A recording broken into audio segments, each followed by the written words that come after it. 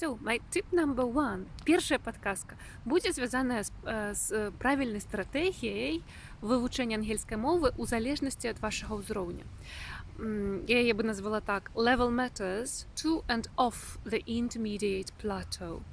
Калі мы пачынаем вучыць ангельскую мову, мы узбіваемся ў такую звычку таго, што ў нас аглядная колькасць ёсць матэрыяла, там 7 новых слоў, 14, 21 новае слова, нейкія граматычныя канструкцыі, якія мы сустракаем разам з настаўнікам на занятку, цвічым, трэніруем, drill at home, а пасля абавязкова ўжываем, выкарыстоўваем, каб яно замацавалася.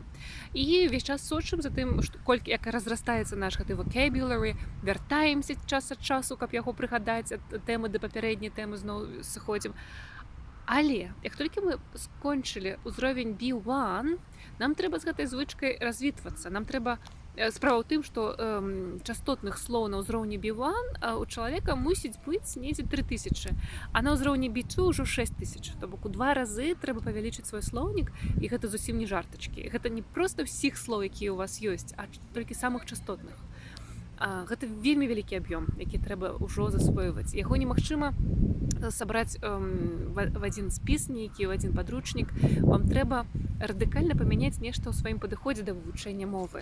Я бы раіла пераключыць фокус з input, з таго, што вы сустракаеце, вы атрымліваеце на занятках, на generation of text, на генерацыю, на стварэнне сваіх матэрыялаў. Калі вы, як быццам бы в адкрыты акіян выскокваеце на ўзровень B2, і у вас проста безліч новага всяго, все ухапіць немагчыма, все утрымаць і памятаць, што менавіта вы там новае пачулі, адкрылі да сябе, немагчыма і не мае сэнсу.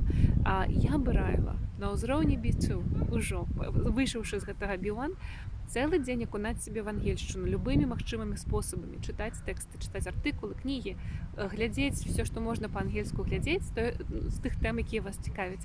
І кожны вечар сядаць на хвілін 10, занатоўваць літаральна адзін абзац вашых думак на тую тэму, пра якую вы сёння чыталі, глядзелі.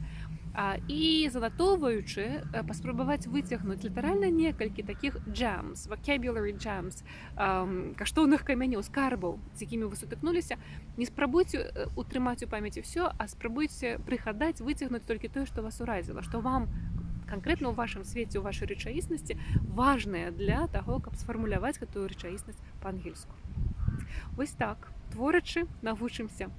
Стваральныя дзённікі — гэта вельмі карысны спосаб перайсці на новы ўзровень і засвойваць ужо B2 эфектыўна.